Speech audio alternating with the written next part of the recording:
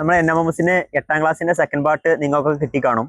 പ്രത്യേകം എനിക്ക് പറയാനുള്ളത് 7ാം ക്ലാസ് ഓൾറെഡി നിങ്ങളുടെ കയ്യിലുണ്ട്. 7ാം ക്ലാസ് നിങ്ങൾ എന്ത് ചെയ്യണം? കംപ്ലീറ്റ് ആയിട്ട് 2, 3, 4 തവണ ഇപ്പൊ തന്നെ വായിച്ചു തീർക്കണം. കാരണം 7ാം ക്ലാസ് എങ്ങനെയാണോ നിങ്ങൾ കൈകാര്യം ചെയ്തത് അതേപോലെ തന്നെ 8ാം ക്ലാസ്സിന്റെ സെക്കൻഡ് പാർട്ട് നിങ്ങൾ കാണണം. ഒരേ ഇമ്പോർട്ടൻസ് നിങ്ങൾക്ക് കൊടുക്കണം. കാരണം വെച്ചാൽ ഇനിയിപ്പോ 7ാം ക്ലാസ്സിന്റെ 8ാം ക്ലാസ്സിന്റെ ഫസ്റ്റ് പാർട്ട് നിങ്ങൾക്കറിയാം 1, 2, 3 തവണ ഇപ്പൊ തന്നെ തീർക്കണം.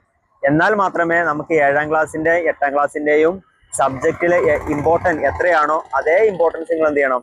8ാം ക്ലാസ്സിന് സെക്കൻഡ് പാർട്ടിന് കൊടുക്കണം. കാരണം സെക്കൻഡ് പാർട്ട് ചോദ്യം വരും, ഷുവർ ആണ്. അപ്പോൾ എല്ലാത്തിനും ഒരേ ഇമ്പോർട്ടൻറ്റ് കൊടുക്കണം.